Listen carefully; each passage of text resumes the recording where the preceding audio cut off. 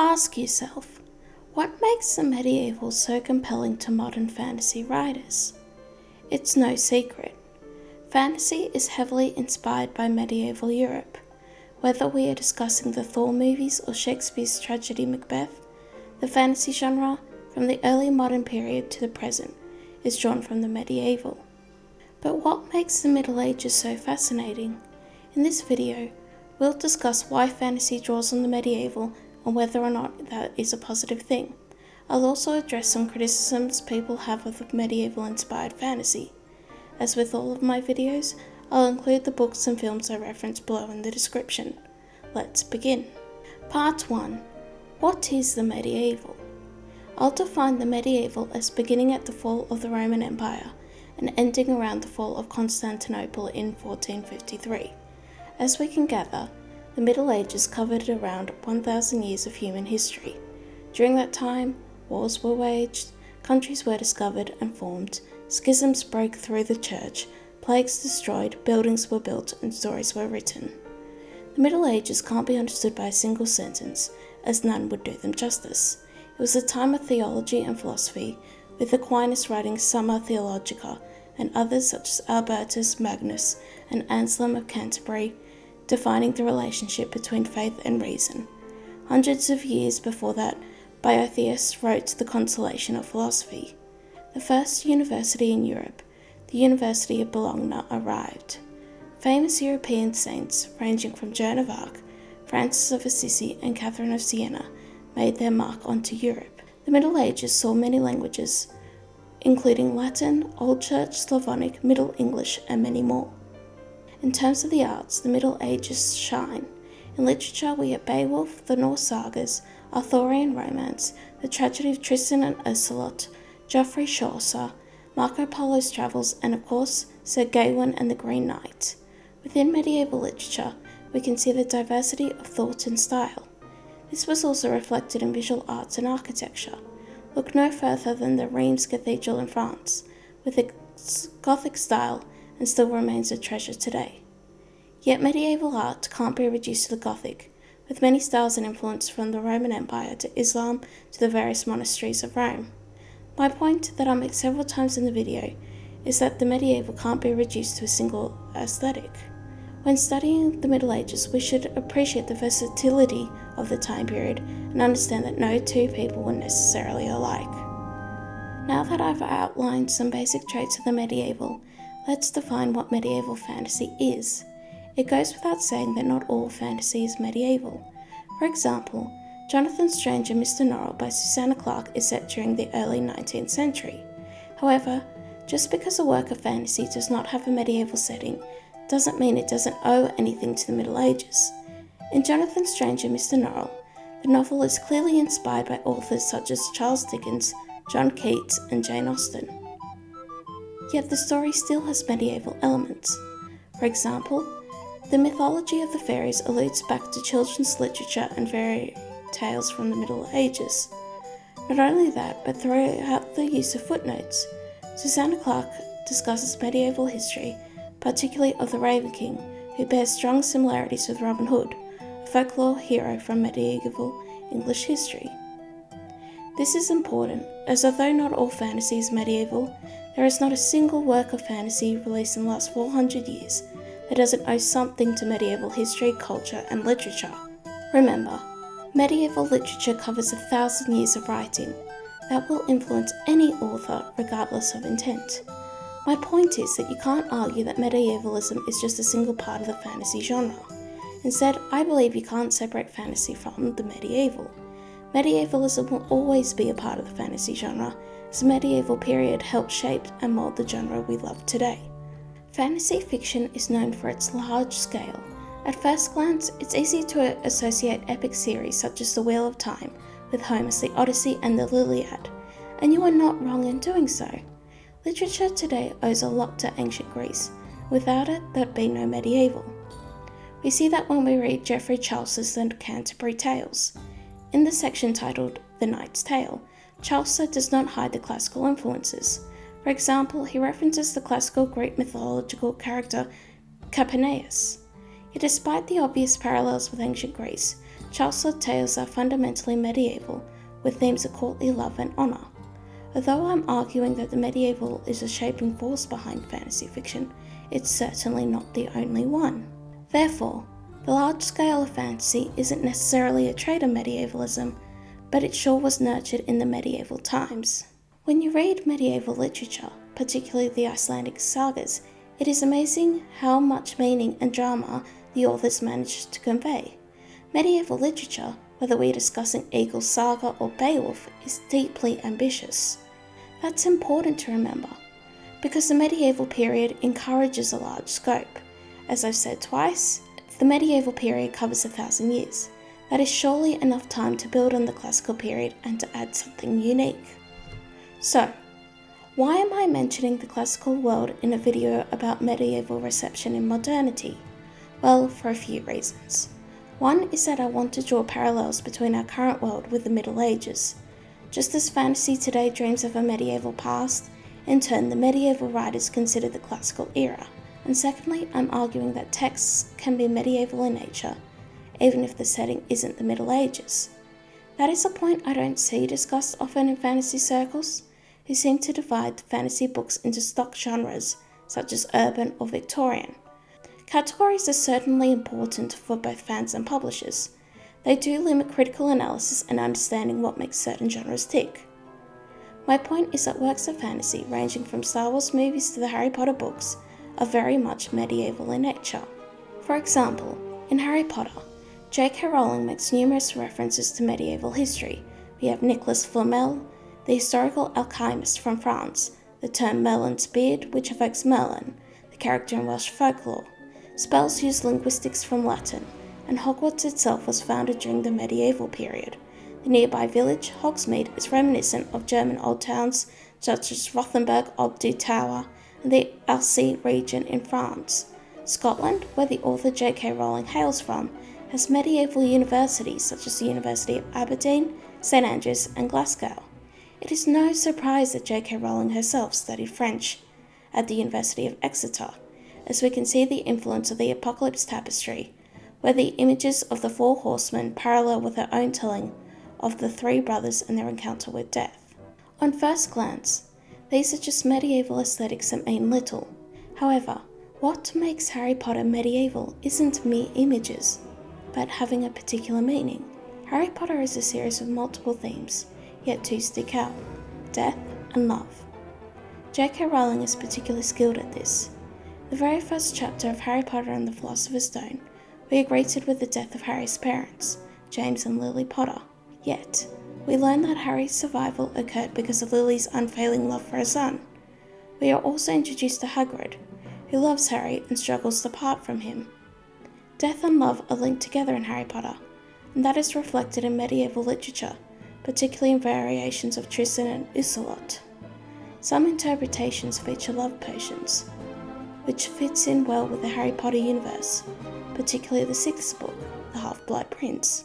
Also, the story of Sir Lancelot and his death ties into Harry Potter themes of bravery and sacrifice. That's why ultimately, Harry Potter, whose life has been plagued by death, must die. Death represents the ultimate challenge to the individual, as it's the one thing that they can never overcome. Yet if you must die, it should be, according to J.K. Rowling, in an act of love, like Snape's death, or death should be the natural aftermath of a life filled with love, like Cedric Diggory's. It's also fitting that love and death are the two forces so powerful that not even Voldemort can comprehend them. Hogwarts is an effective setting for Rowling's world. It's also described as a home for Tom Riddle and Harry Potter, two orphans rejected by the modern world, who find solace in a medieval castle. That's part of the effectiveness of medieval fantasy, its ability to speak to alienated and lonely individuals who feel deserted by the modern world. To conclude this point, love, death and magic are popular motifs within the Arthurian legend, especially in Sir Gawain and the Green Knight. The medieval period does not have a monopoly on love, death and magic, nor on individuals trying to avoid death. Yet death is a common theme in the Middle Ages, and that makes sense considering the high mortality rate, famines, war and plagues, and lack of developed medicine. Many medieval artists and priests were obsessed with death, commenting on it constantly. The medieval time period also saw the growth of Christianity in Europe. That's certainly poignant, as love and death are deeply expressed within the life of Jesus Christ. Overall, what makes a text medieval is not necessarily the setting, but a compliance with certain themes. Part 2. The appeal of the medieval. Now we must establish what makes the medieval period and themes appealing for modern authors. Many are quick to say that medieval-inspired authors are at best nostalgic for the past and at worst bigoted towards minorities and women. The general attitude is that medieval fantasy is against diversity, equity, and even globalism. Before I go further, I'd argue that being against those things is okay and nothing to feel ashamed of. Yet my problem with such claims is that it divides human history into two fields: medieval and modernity, old and new, stale and fresh, what needs to be replaced and the very thing that will. If the medieval represents our past, then modernity is our destined future. It's like what Daenerys Targaryen threatens in Game of Thrones. They can live in my new world, or they can die in their old one. The attitude presented is that the medieval and the old-fashioned is actually irrelevant, and has little to do with the present. Things that we associate with the medieval: harsh justice, faith and religion, nation-states, warfare, must be replaced by the modern alternative. Yet Daenerys is wrong for two reasons. First, the new world is still influenced by the old world. That's why ultimately, the utopia Daenerys promises in the series finale is destined to crumble. She can't build a new world without using what has worked in the past, such as warfare and traditional power structures. Secondly, what is old-fashioned actually represents people's own histories, culture, and past. It's rather unethical to tell people that where they came from does not matter, neither does their ancestry. Medieval fantasy is actually a terrific way for authors to express themselves and what matters to them. Middle-earth and Tolkien's imagination bear strong similarities with England, and many interpret Lord of the Rings' core to be against the changing spheres of modernity, especially the introduction of world wars. But Tolkien is not the only one. Naomi Novik, in her 2015 novel Uprooted, makes many references to Polish culture. Considering Novik's mother is Polish, this is a fantastic example of modern fantasy, not neglecting the importance of history and culture. This is also not a Western thing as well, with novels such as The Poppy War being reminiscent of Chinese history. Therefore, what literary critics and readers find to be out of date is actually timeless, and in some cases essential. Part of fantasy's success as a genre is that it speaks to generations who are told that they have no connection with the past and that their ancestors were all complicit in acts of evil. In a way, fantasy is a revolutionary genre that gives authors the opportunity to connect with their ancestors in ways that the modern world denies them. Yet something else makes the medieval appealing. It offers a strange sense of escapism. After all, no one living today experienced the Middle Ages, so why be nostalgic for a period, particularly one that is riddled with death and destruction? The medieval is a time period where the lines between reality and imagination are blurry. Ever since the fall of Constantinople, Europe experienced early modernity, the Enlightenment, the French Revolution, and modernism.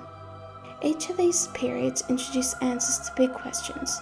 For example, one of the ideas of the Enlightenment is the scientific method, which involves an empirical method of acquiring knowledge, as well as using skepticism about potentially biased claims. Overall, the scientific method was a positive movement that resulted in superior reasoning. Yet there is something unsatisfying about it. It can't measure theoretical concepts such as love and hatred. It has no concept of the human soul or of divinity. It's why science can sometimes be a depressing field to study, particularly because it is limited in providing meaning and spirituality to the individual. This is not a critique on atheism. It's possible to be an atheist and still search for meaning in your life. Plenty do. Also, religion is not the sole source for meaning either. My point is that science has its own limitations and does not answer all our questions. It's also easy to see science and technology as an enemy to humanity. For example, Developments in technology and increased scientific knowledge led to urbanization and dangerous wartime weapons. Of course, technology and scientific knowledge has produced beneficial medicine. I can list all the great things technology has given us all day. Yet it is a double-edged sword with blessings and curses. And even if we argue that technology is a positive, that doesn't mean humanity's use of it has been as well. For example, in both world wars, soldiers suffered from horrific burns and injuries. Whether it was dynamite or an atom bomb, warfare in the 20th century took the lives of hundreds of millions. Despite the medieval period being bloody and death-ridden, very few conflicts come close to the bloodbath that is World War II. Humans, it seems, have found more effective ways of killing each other. So, of course, fantasy offers escapism, as well as meaning. For this part of the video, we'll look at the works of C.S. Lewis and J.R.R. Tolkien, mainly the Chronicles of Narnia and Middle-earth. Both Lewis and Tolkien were soldiers during World War I, so although discussing them may seem obvious, I can't name two better fitting authors. The fantasy worlds they created are magical and utterly fantastic, that delights fans to this day. But Narnia is particularly bewitching, and it's mainly because Lewis, an established medievalist, compares the magic of Narnia with the brutality of being a child during the Blitz. When you read the line "The Witch and the Wardrobe," you'll notice that C.S. Lewis does not dwell much on World War II and instead devotes a majority of the word count for Narnia scenes. Yet the scenes are told from the perspectives of people foreign to Narnia, the Pensieve children, who represent the war-torn children of the modern era. Narnia, on the other hand, is straight out of a Hans Christian Andersen or Madame du Aulnoy fairy tale. Those individuals, whilst belonging to the 17th and 18th century, relied heavily on medieval folk tales, which in turn mirrored classical Aesop fables. The fairy tale form also has medieval origins, and this is shown in the collection of fairy tales titled Gesta Romanorum from the end of the 13th century. Also, Narnia's use of Christian imagery, particularly with Aslan representing Jesus Christ, is reminiscent of medieval allegories such as Dante's Divine Comedy. C.S. Lewis is a fantastic example of a modern author who is genuine in his appreciation of the medieval. What's powerful about the line "The Witch and the Wardrobe" isn't just the Christian themes. The magic in Narnia lies in its ability to empower the Pensieve children. In the ordinary war-torn world of the United Kingdom, the children have little agency, as do most people during World War. Their lives look bleak, they miss their parents and friends, and must deal with daily tragic news. However, in Narnia, they aren't bystanders or victims, they are kings and queens, heroes. Not only that, but they have agency and save the day. They can't do that in reality, but in Narnia, they can. Medieval fantasy's escapism means entering a universe where you, no matter how small or insignificant you are, can make a difference. This is also seen in Lord of the Rings and The Hobbit. The hobbits and the race of men, which is similar to the people of England, also make a difference. Tolkien emphasizes the positive traits of his characters, from Frodo's bravery, Sam's loyalty, Eowyn's defiance, Aragorn's sense of responsibility, and Bilbo's good heart. These characters impact on the plot and cause the triumph of good over evil, as Galadriel says. Even the smallest person can change the course of the future. Now, contrast that to Tolkien and Lewis's own lives. As soldiers, they would see good-natured people die, and like a lot of soldiers before and after them, they'd have to rationalize their deaths and ask whether or not they died for a reason. It's difficult to glorify World War I, or any war for that matter. Consider this quote from Tolkien in Lord of the Rings. "War must be, while we defend our lives against a destroyer who will devour all. But I do not love the bright sword for its sharpness, nor the arrow for its swiftness, nor the warrior for his glory." Tolkien accepts that war is needed, but he does not wish to relish in it. Of course, medieval warfare is certainly bleak and violent. Many soldiers had no agency and got little reward. Yet medieval literature provides us with heroic narratives, such as the knights in Geoffrey Chaucer's The Canterbury Tales. Though interpreting the Middle Ages as full of romance, chivalry, and honourable knights is flawed, it's easy to see why Tolkien and Lewis would be attracted to such a portrayal in medieval literature. Remember, fantasy is fiction, and when the Inklings wrote, they weren't necessarily striving for historical accuracy. My final point about the appeal of medievalism deals with death. It's something we all must face, as I said earlier, regardless of our fears or beliefs. Death is a huge motive in the fantasy genre. Tolkien said, "And lastly, there is the oldest and deepest desire, the great escape, the escape from death. Fairy stories provide many examples and modes of this, which might be called the genuine escapist, or fugitive spirit. But so do other stories, and so do other studies. Fairy stories are made by men, not by fairies. The fairy stories of the elves are doubtless full of the escape from deathlessness. But our stories cannot be expected always to rise above our common level. They often do. Few lessons are taught more clearly in them than the burden of that kind of immortality, or rather endless serial living, to which the fugitive would fly. For the fairy story is specially apt to teach such things of old and still today." Tolkien is implying that death must be embraced, and warns of the dangers regarding immortality. Death is also the ending of Lord of the Rings and the Chronicles of Narnia. In the final battle, the last Narnia book, Peter, Lucy, and Edmund die in a train crash and are taken to Narnia, the symbolic heaven. Frodo moves on to the Undying Lands, taken by elves and their angelic appearances, indicating that he is moving on from this life. Although Frodo isn't technically dead, it is permanent, and he is never to return, like death.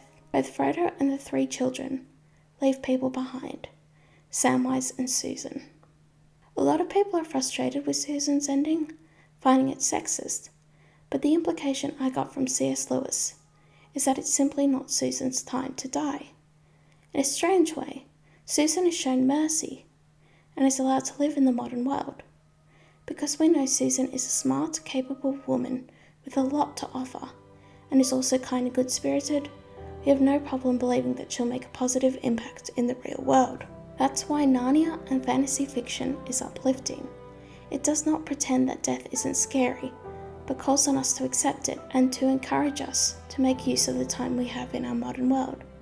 It's also a therapeutic genre for us to process our fears about the unknown. That's why I recommend Chaucer's Troilus and Chrysalide, which reminds us to value the good things that must come to an end. Part 3. A defense of the medieval and conclusion. Often, I hear from agents, book critics, authors and readers that they are sick of medieval-inspired fantasy. Whilst it may seem the Middle Ages get the most attention, I'd argue that the fantasy genre only covers a small fraction of the medieval.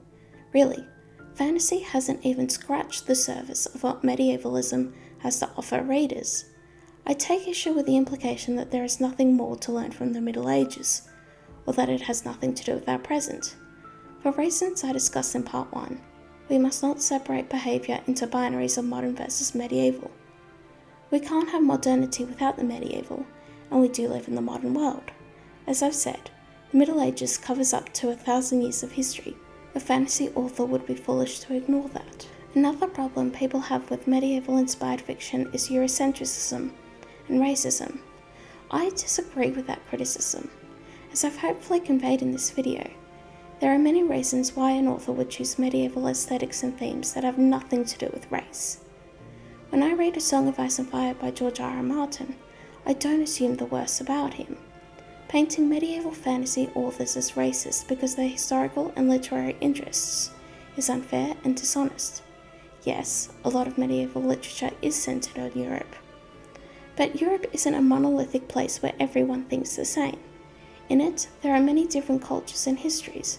It's actually quite fascinating when you study European history. Besides, authors choosing to focus on European history isn't stopping publishers and other writers from developing their own stories about other continents.